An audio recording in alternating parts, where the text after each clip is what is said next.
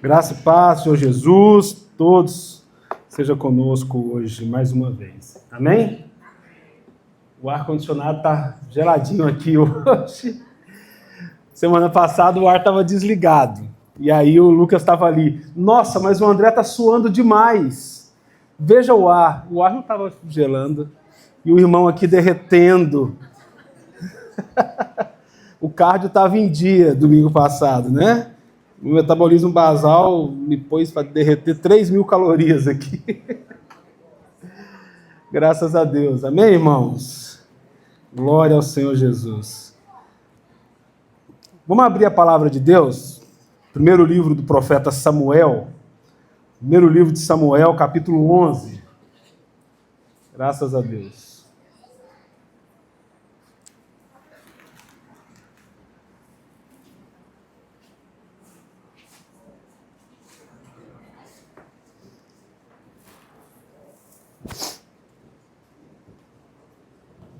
Muito obrigado.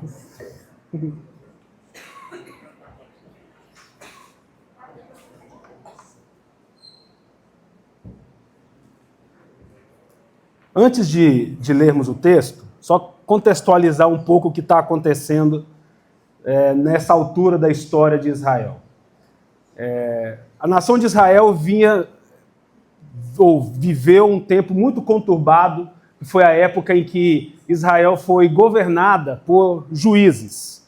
Você encontra essa história no livro de Juízes, obviamente, mas você também vai encontrar no livro de Josué. Já aqui no livro do profeta Samuel, Samuel vai ser, ele com seus filhos, a última geração de juízes que iria governar as tribos de Israel. Era um momento muito conturbado. Aliás, todo esse período de governança dos juízes foi um período muito conturbado na nação de Israel. E por quê? Porque o povo viveu por muitos e muitos anos um ciclo de pecado e arrependimento que foi terrível para a nação de Israel. Os inimigos que estavam ao redor da nação de Israel, com muita... Ficou bonitinho. Os inimigos da nação de Israel, por muitas vezes, conseguiram invadir os territórios de Israel, principalmente as tribos que ficavam ao leste do Rio Jordão, e foram várias e várias as investidas desses povos no saquear, no dominar, no, de fato, fazer muitos e muitos males à nação de Israel. E por conta disso, havia um sentimento popular de que aquele período de juízes tinha que acabar.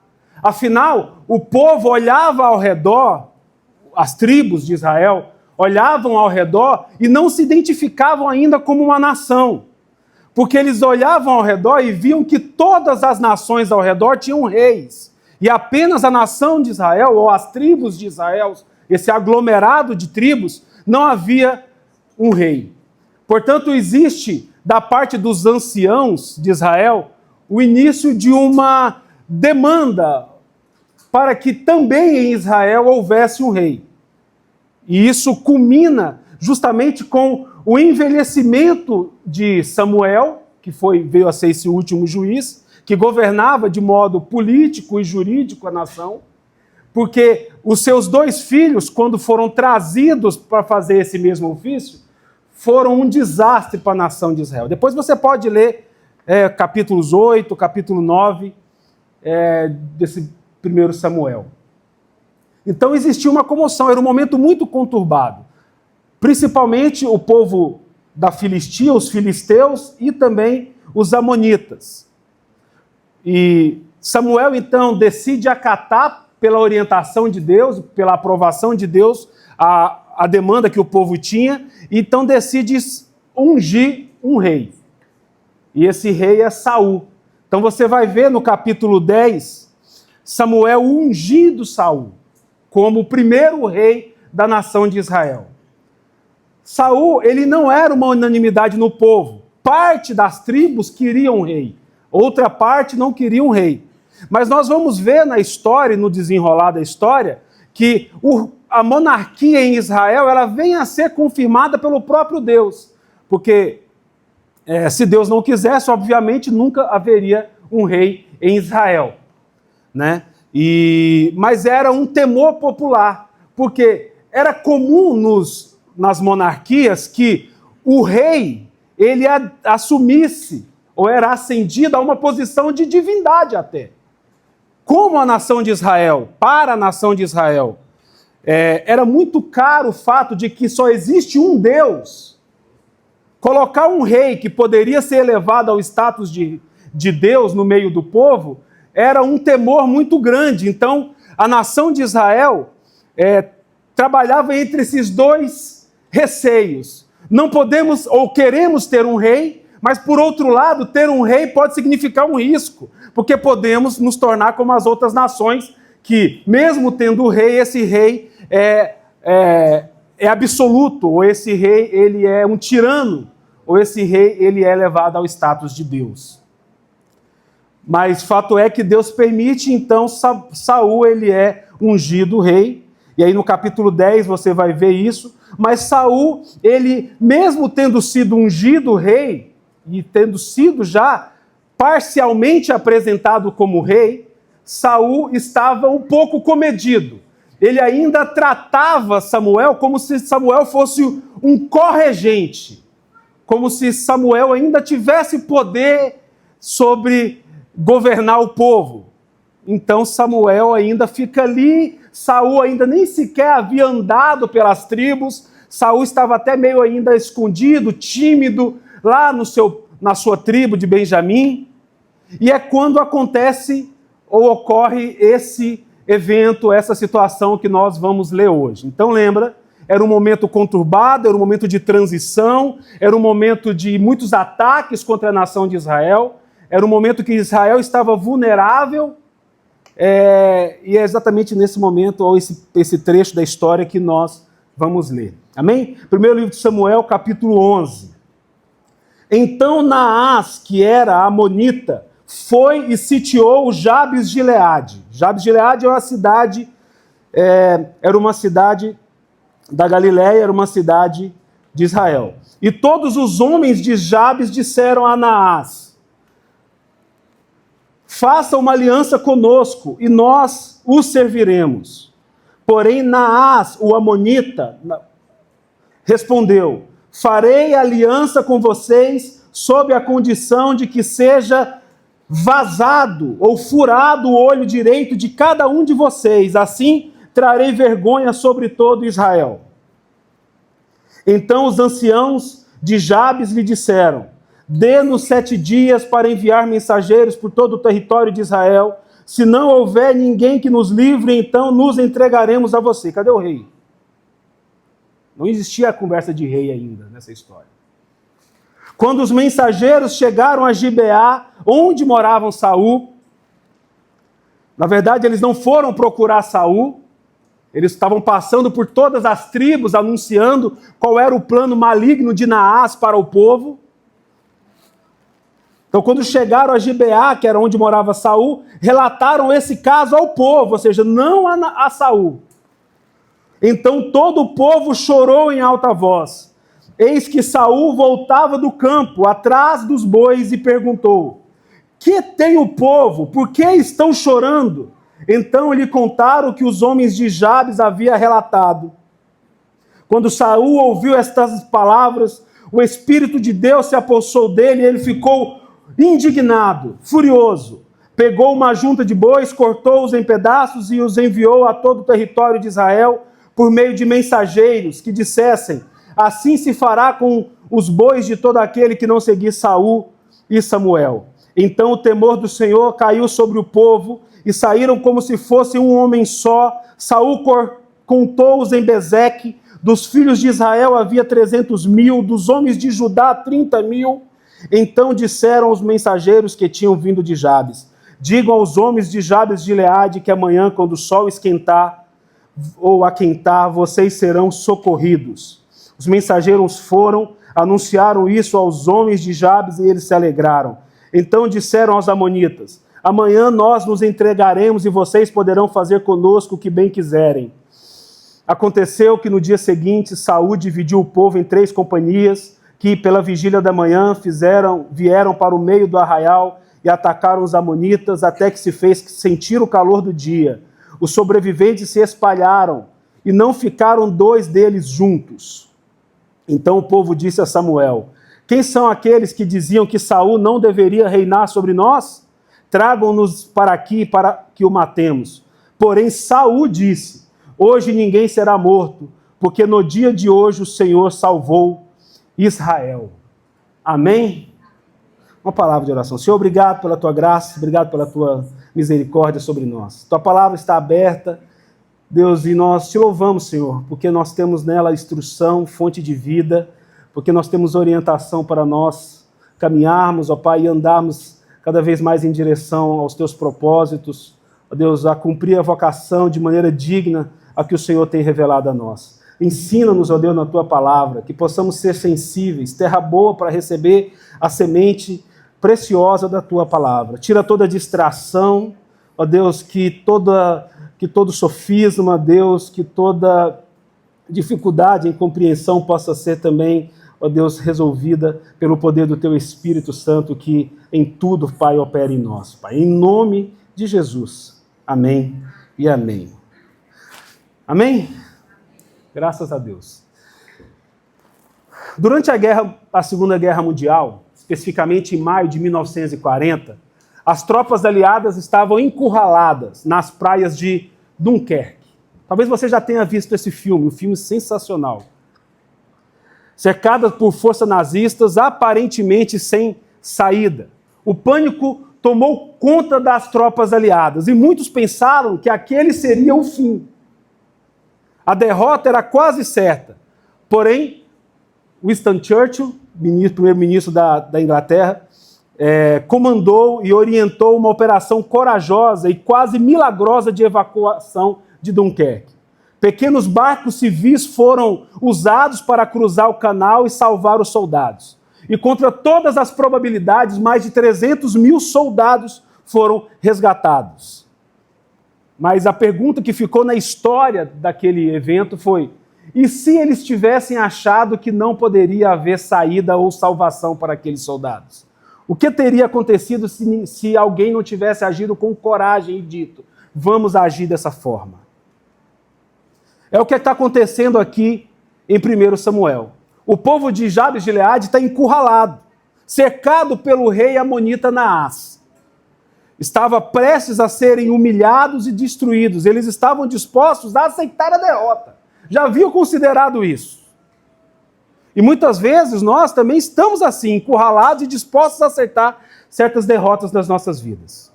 Muitas vezes a gente se curva e acredita que não há mais esperança para nós, para as nossas famílias ou para aqueles que nós amamos. Mas essa história que nós vamos trabalhar hoje, ela nos ensina que quando nós, com coragem, se dobra aos pés do Senhor e decide buscar uma resposta certa que vem do Senhor, nós não somos humilhados e nós não somos derrotados. Eu vou usar muito esses termos porque o texto permite isso, tá, meus irmãos? Derrota, vitória, batalha, porque é disso que nós estamos falando, mas depois a gente vai fazer uma ponte, uma conexão aí, tá bom? Então a gente vive em situações nos dias de hoje, onde muitas vezes existe um grito entalado na garganta. Muitos de nós estão com um grito entalado na garganta, presos, com vontade de gritar e muitas vezes completo ou quase completo desespero. Muitas vezes nós estamos em situação onde nós temos sido afrontados pelas dificuldades e pelas conturbadas experiências que nós temos vivido e experimentado, e às vezes acabamos vivendo sem coragem espiritual. Mas eu quero chamar você hoje a olhar com os olhos espirituais para esse primeiro livro de Samuel, capítulo 11, que apesar de ser um evento muito antigo, nele a gente consegue encontrar excelentes exemplos ou ensinos e preciosas exortações a respeito de como nós devemos ouvir a voz de Deus e lutar contra os inimigos da nossa alma. A situação em Jabes de Gileade era de desespero, como nós já falamos. Naás, o amonita, cercava a cidade e oferece uma proposta em troca de paz. Olha só, era uma proposta em troca de paz, mas a proposta era de mutilar os homens de Israel, furando o olho direito de cada um. Não existe um consenso porque se existe um significado espiritual a respeito do olho direito.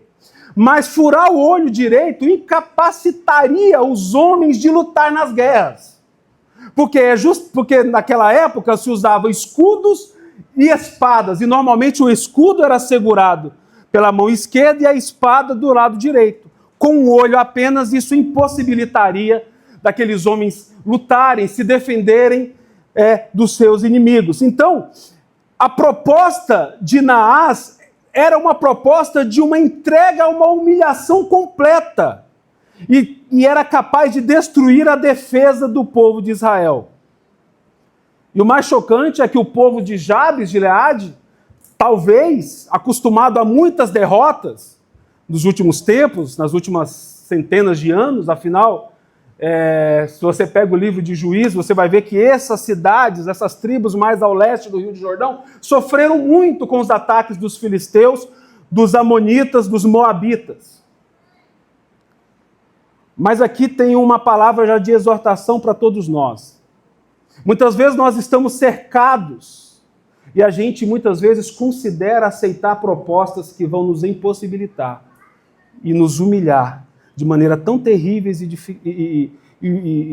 cabais que isso poderia até chegar a nos matar.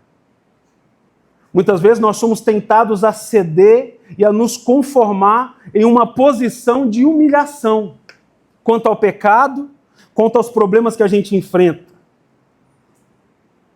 Porque a gente olha para a vida e a gente só consegue enxergar as impossibilidades. Essa proposta de Naás era mais do que uma conquista militar. Era uma tentativa também de desfigurar a identidade do povo de Deus. Porque o inimigo das nossas almas, mais do que querer nos derrotar, ele quer nos roubar a nossa identidade. Ele quer nos tornar ineficazes na batalha espiritual que a gente vive. E nós vivemos uma batalha, um combate espiritual. Quantos de nós temos aceitado viver uma vida de pecados? Quantos temos aceitado e permitido viver uma vida de mornidão? Quantos temos permitido que o inimigo roube a alegria, a paz e a coragem que só vem de Deus? Quantos de nós estamos vendo as nossas famílias, os nossos filhos, esposas, maridos, humilhados e desfigurados nas suas identidades? E temos aceitado isso. Nós precisamos acordar. Deus não nos chamou para viver como derrotados, marcados pela humilhação e pela passividade. Nós precisamos reconhecer que nós temos ou somos habilitados a travar uma luta contra esse que é o inimigo das nossas almas, que quer nos desfigurar espiritualmente, que quer tirar a nossa visão de Deus para que a gente não consiga enxergar. Então Deus nos chama a resistir. Nós não devemos negociar com o pecado. Nós não devemos aceitar um tipo de vida diferente daquela que Jesus nos prometeu. Nós podemos sim, e é possível ter uma vida de abundância a partir daquilo que Jesus fez por nós. Em tempos de guerra, meus irmãos, a gente não deve recuar. Nós não podemos nos amedrontar.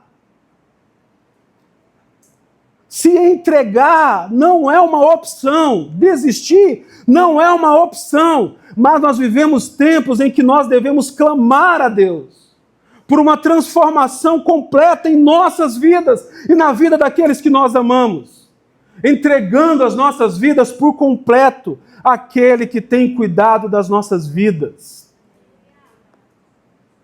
Nós não podemos recuar, nós não podemos ceder, nós não podemos ser passivos diante dessas situações.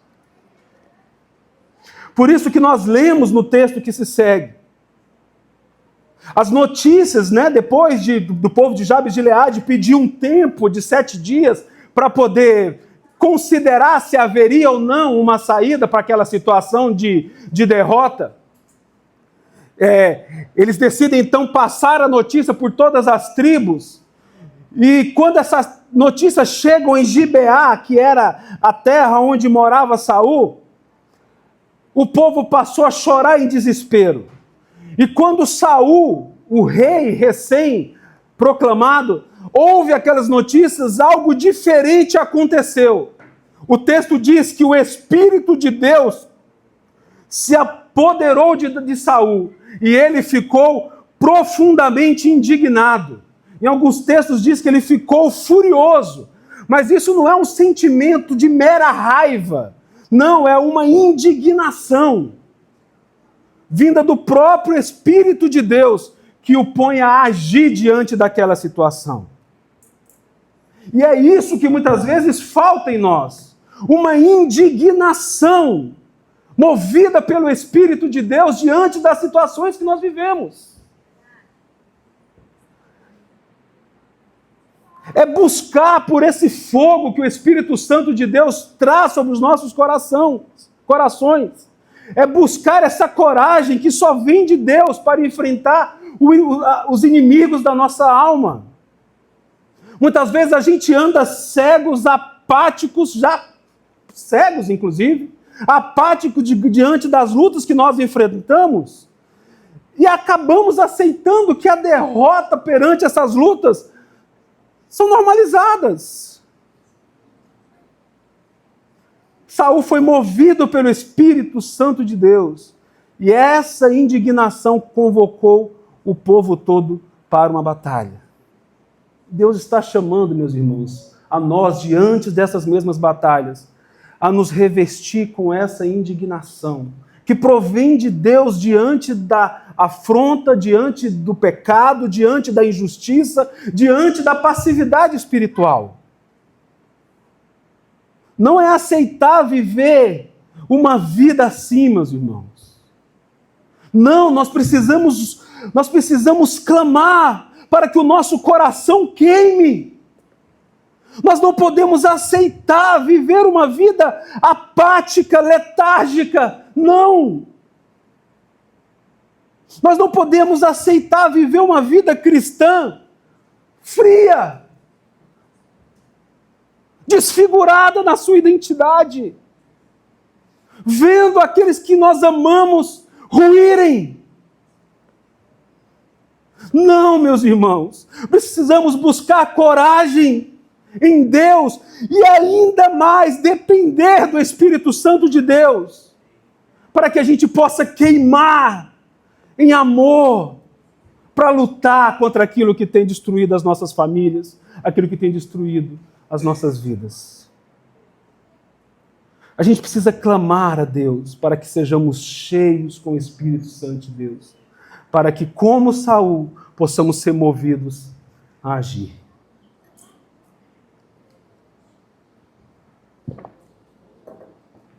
Quando Saul foi capacitado, terceiro ponto, ele age. É interessante ver isso.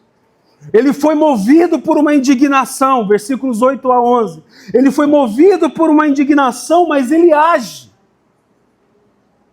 Ele não hesita, ele não fica parado. Porque para Deus, só falar não está certo, você precisa agir. Ele vai, pega um par de bois, uma junta de bois, corta em pedaços, manda aos israelitas, e ele convoca o povo todo a lutar. Vamos lutar, diz Saul. Não vamos aceitar essa situação. 330 mil homens se uniram para a batalha. E ele ali já começa a unir a nação de Israel.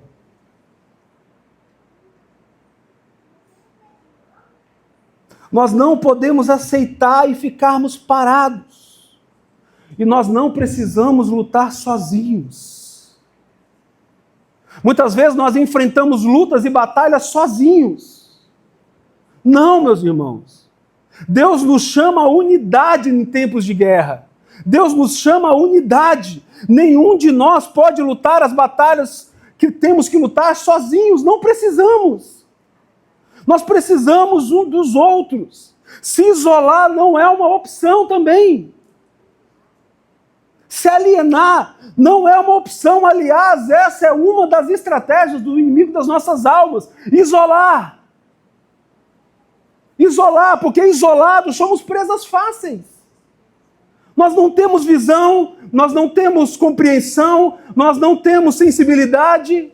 Mas quando nós estamos unidos, irmãos, como nós estamos em unidade, a graça de Deus se manifesta em nós. E através de nós. E nós compartilhamos das virtudes e das ferramentas que o Senhor nos dá. Você está lutando sozinho, sozinha, não lute. Busca auxílio, busca ajuda nos seus irmãos. A igreja é uma ferramenta, é o aglomerado, a igreja é a reunião desses que lutam uma luta, que não é para ser lutada sozinho. Quando algum dos nossos membros, dos nossos corpos se enfraquece, esse membro não luta sozinho, correto? Todo o corpo luta. O meu rim está com problema, que ele lute sozinho, não. A gente disciplina, a gente faz dieta, a gente ingere um alimento, o corpo metaboliza, a gente faz repouso, ou seja, o corpo inteiro em prol daquela finalidade. Quando um de nós, irmãos, está em dificuldade, está em batalha, nós não devemos lutar sozinhos. E nós que vemos as batalhas dos nossos irmãos, não devemos ficar sozinhos. Então nós devemos também nos indignar pelas lutas, pelas derrotas, pela apatia. Nós devemos nos indignar. Por quê? Porque os nossos irmãos estão vivendo algo aquém daquilo que eles poderiam viver. Isso é amor. Isso é amor. A gente olhar para a vida do nosso irmão que às vezes está em luta, e vê-lo sofrer, e ver a sua família sofrer, e ver seus filhos sofrendo, e daqui a gente cruza o braço e diga, não, a luta não é minha, a luta é dele, irmãos. Isso não é cristão. Isso não tem o Espírito de Cristo Jesus. Contra isso, Deus já repreendeu Caim lá atrás. E essa repreensão ecoa até hoje. Caim, aonde está o teu irmão? Acaso sou eu cuidador do meu irmão, Deus? É sim. Nós não podemos olhar para o nosso irmão com o olhar de Caim, considerando que não é problema nosso, irmãos. É sim. Nós devemos sim suportar as cargas uns dos outros, ombrear uns com os outros. Por isso precisamos estar atentos, buscar a Deus. Então você percebe que esse encher-se de Deus, esse buscar a Deus, manter esse fogo de Deus em nossos corações não é só para nós, era também para os nossos, é para que nenhum de nós se perca. Sim, para que nenhum dos nós se perca. Foi o que Jesus disse em João 17, registrado em João 17, eu me santifico por causa de vocês. A nossa santificação individual, na busca pela presença de Deus, na busca por compreender a palavra, em entender, em se encher de Deus, em ser transformado nas suas atitudes, nos seus comportamentos, não é só para nós mesmos. Pelo contrário, isso é para que nós possamos ser um socorro bem presente no dia da angústia do nosso irmão.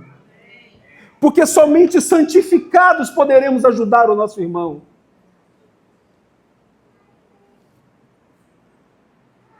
Você não precisa enfrentar as suas batalhas sozinhos. Isso não é o plano de Deus, nunca foi.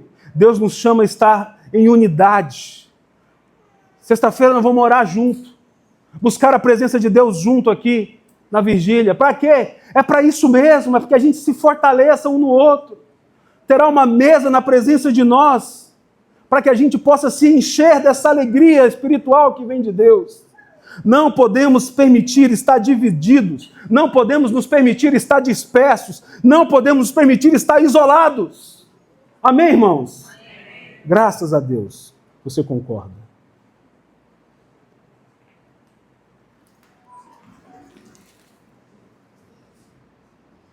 Então Saul reúne os homens, o povo de Jabes de Gileade anuncia para Naás, então, que no dia seguinte eles iriam se entregar, se render, que nada. Eles já estavam tomados de alegria. O versículo 9 diz que os mensageiros foram, anunciaram isso a Jabes, ou seja, ao povo de Jabes, e estes se alegraram. Então disseram aos amonitas, versículo 9, amanhã nos entregaremos e vocês poderão fazer conosco o que bem quiserem. Fonte, confia. Aconteceu que no dia seguinte, Saul dividiu o povo em 3 companhias, que pela vigília da manhã, ou seja, de madrugada até chegar próximo ao meio-dia, vieram para o meio do arraial e atacaram os amonitas até que se fez sentir o calor do dia. Os sobreviventes se espalharam e, não ficaram 2 juntos, o tanto que foi a derrota dos amonitas.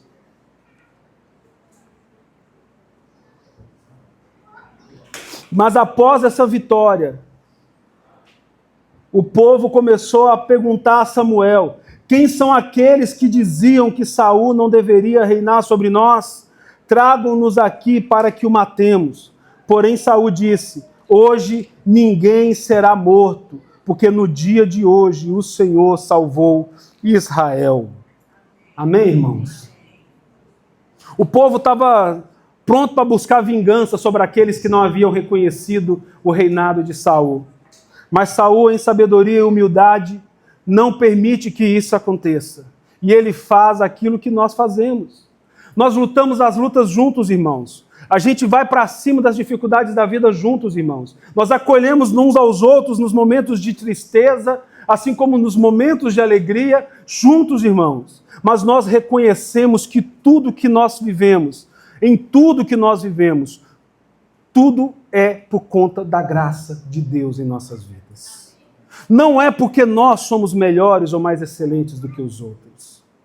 Não é porque nós temos um tipo de vida melhor, ou porque eu ajudei aquele meu irmão porque eu sou melhor posicionado na vida, então eu ajudei meu irmão. Não, irmãos. É a graça de Deus que nos ajuda. É a graça de Deus que nos sustenta. Portanto, nós precisamos reconhecer que é sim o Senhor que nos salva das nossas batalhas. O povo, então, a partir do que Saul disse, reconhece que a vitória não era dele, Saul, mas a vitória era de Deus. Toda a glória pertence ao Senhor. Quando a gente experimenta essas vitórias, irmãos, e a gente vai experimentando vitórias e vitórias, e a gente sofre muitas vezes, e a gente também tem derrotas muitas vezes na vida, mas nós percebemos que nós somos guardados, não por nossa própria força, mas pela graça e pelo poder desse Deus que é bondoso conosco. É o que nós cantamos aqui hoje. Ele é o nosso sustentador. Por isso nós precisamos ser rápidos também em reconhecer e dar a glória somente ao Senhor. Amém, irmãos? Somente ao Senhor. Será que a gente tem confiado na nossa própria força e sabedoria? O orgulho, como foi dito pela pastora Hilda uns tempos atrás, é um grande inimigo do povo de Deus. Se Saul já tivesse tomado sobre si a glória daquela vitória, o seu reinado já teria começado em completa derrota. E a gente precisa entender isso também. Amém, irmãos? Agora eu quero fazer uma conexão com vocês. Porque assim como a confirmação desse tipo de monarquia foi feita por Deus, porque estava sendo preparado para o povo de Deus um rei. E Saul era um tipo de rei. Aquele que viria após Saul Davi também era o tipo de um rei.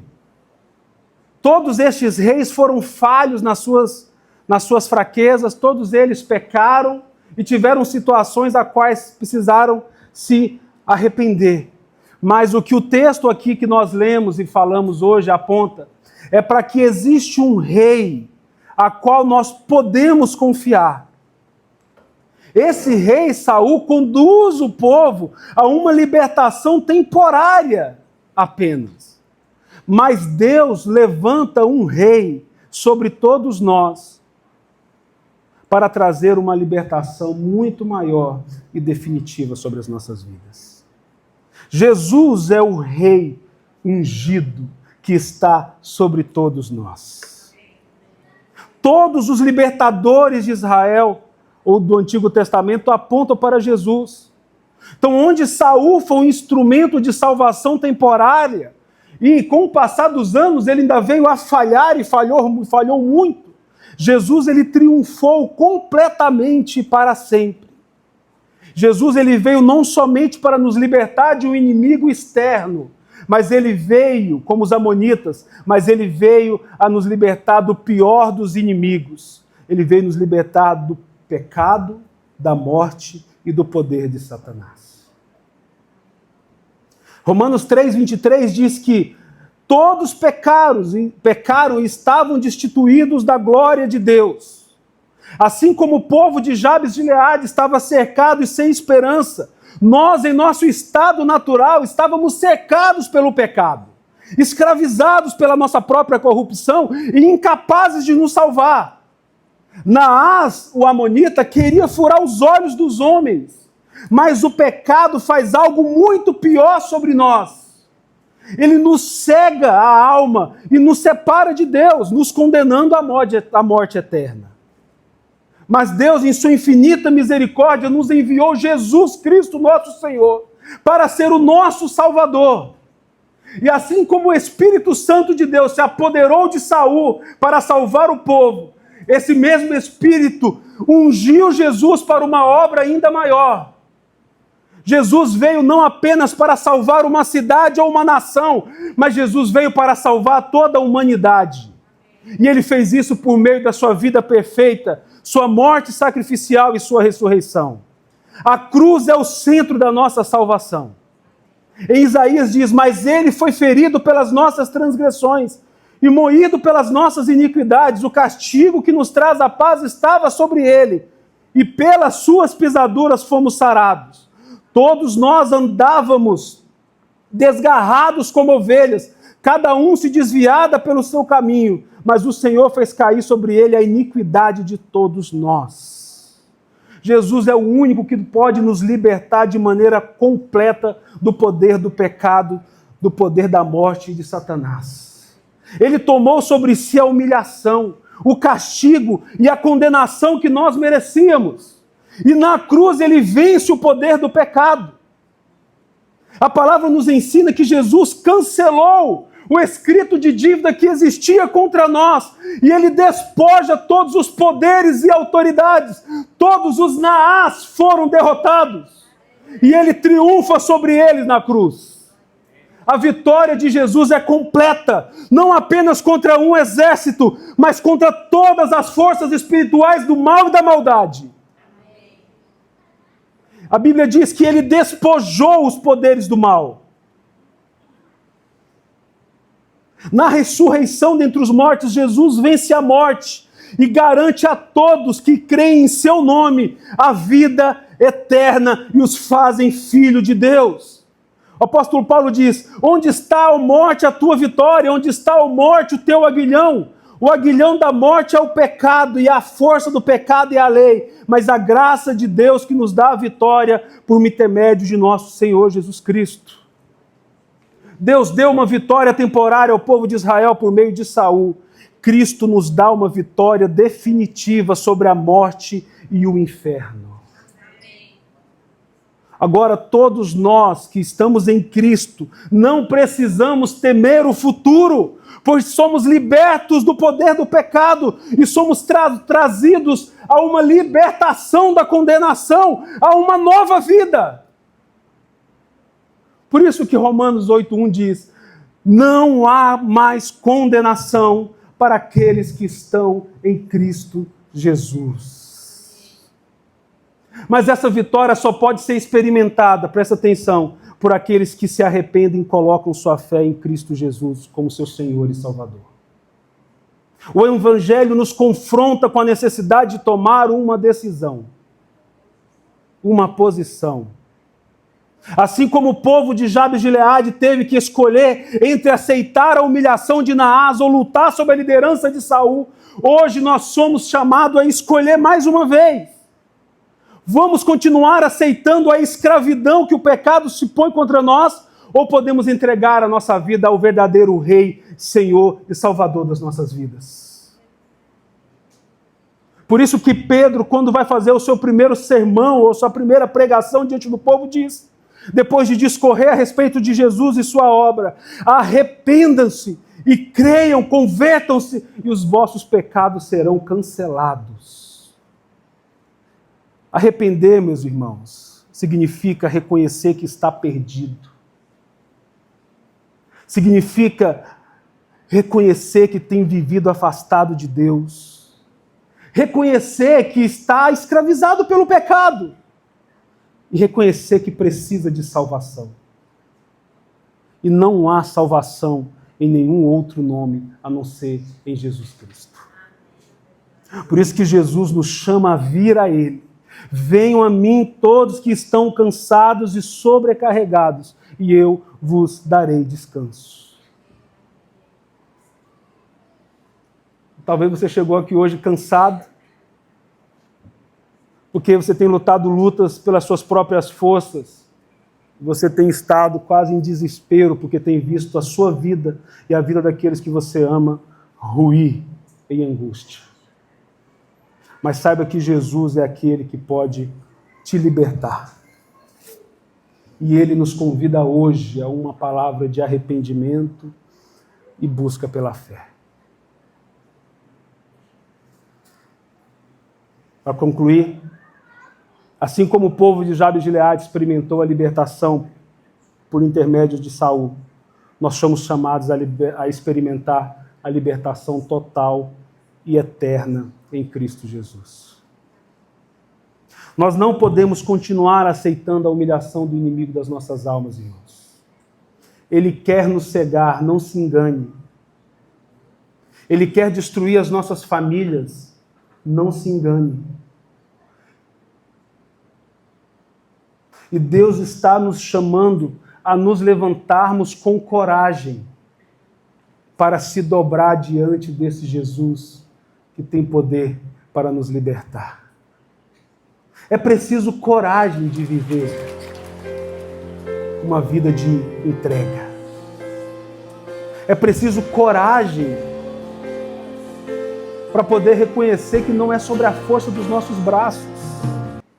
Não são pelas minhas filosofias, pelas minhas predisposições humanas, não é pelo meu entendimento que eu vou conseguir, mas somente pelo poder do Espírito Santo de Deus.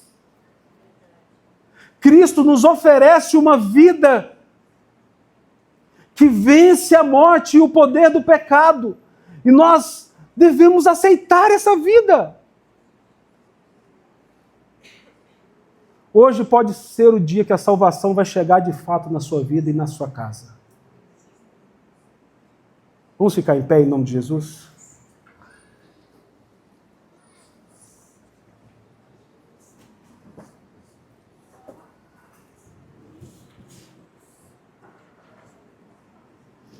Talvez você ainda não crê em Jesus como seu Senhor e Salvador.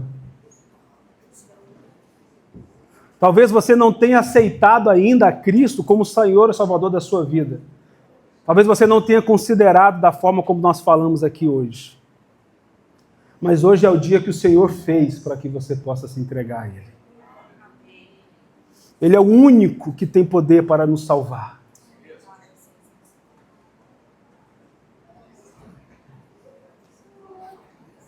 Aonde você está,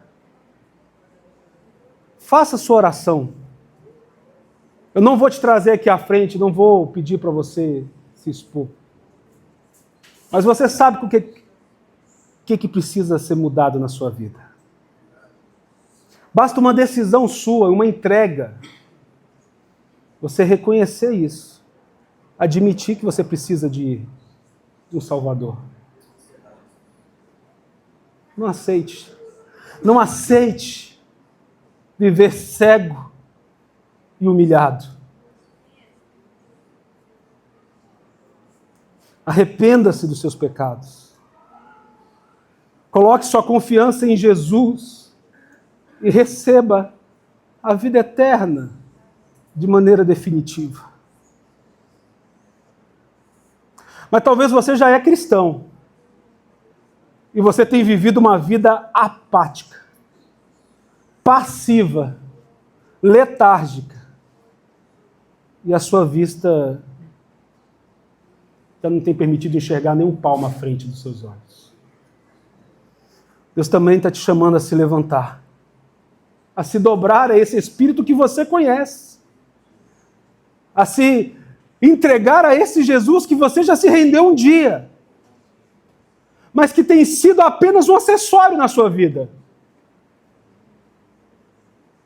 Deus te chama a agir com coragem e a viver uma vida de obediência a partir de hoje. Não é que um dia você aceitou Jesus e depois foi na força do seu braço. Não é assim.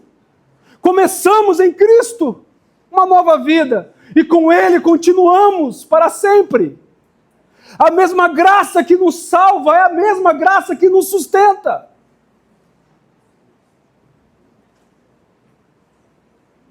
Não é Cristo e algo mais, não, é Cristo apenas. É o poder do Espírito Santo que nos sustenta pela caminhada. Também te chamo para fazer essa oração hoje.